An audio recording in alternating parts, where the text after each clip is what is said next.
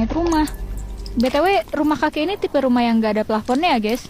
Abah pun akhirnya nyamperin kakek, sembari ngomong, "Pak, lepasin aja apa yang udah bapak pelihara selama ini.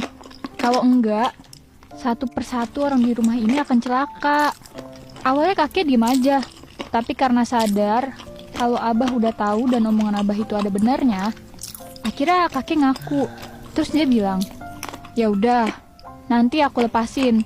Lagi pula ini juga bukan keinginanku, tapi ini adalah saka turun-temurun dari nenek moyang."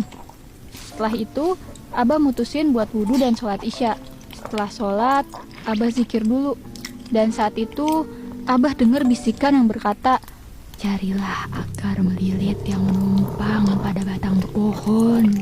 Karena selain bacaan Al-Quran, akar itu juga bisa sebagai penangkal makhluk jahat supaya nggak masuk ke dalam rumah. Pagi datang dan abah memutuskan untuk mencari akar itu sendiri. Abah masuk ke dalam hutan. Dia cukup lama di sana buat cari akar itu. Akhirnya, abah pun berhasil nemuin akar itu dan langsung pulang. Habis itu, akarnya pun digantung di langit-langit rumah, tepat di mana makhluk itu berada. Beberapa hari kemudian, kakek nemuin abah untuk nemenin sekaligus bantu beliau buat lepasin saka turun-temurun itu. Abah seneng dong. Akhirnya kakek mau berhenti pelihara jin dan kembali ke jalan yang benar. Ahey! Kakek buang pegangannya itu jauh di pemakaman yang ada di dalam hutan, dengan cara menggali lubang dan masukin kain putih yang berbentuk pocong, sembari bilang, "Pergilah kau, jangan lagi kembali padaku. Aku melepaskanmu sekarang." Lalu kakek minta abah untuk mendoakannya.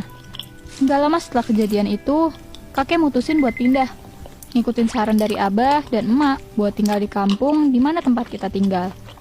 Dengan perahu, kita berdayung selama 2 hari 1 malam dengan bergantian sama paman-paman gue yang lain. Sejak saat itu, kejadian mulai membaik.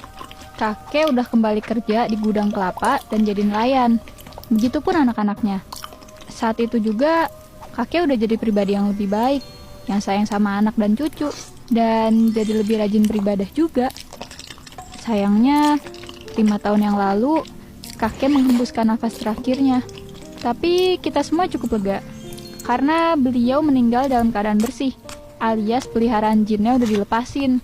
Pesan gue dari cerita ini, jangan pernah bersekutu dengan setan, jin, apalagi iblis, atau apapun itu yang jenisnya masih goib.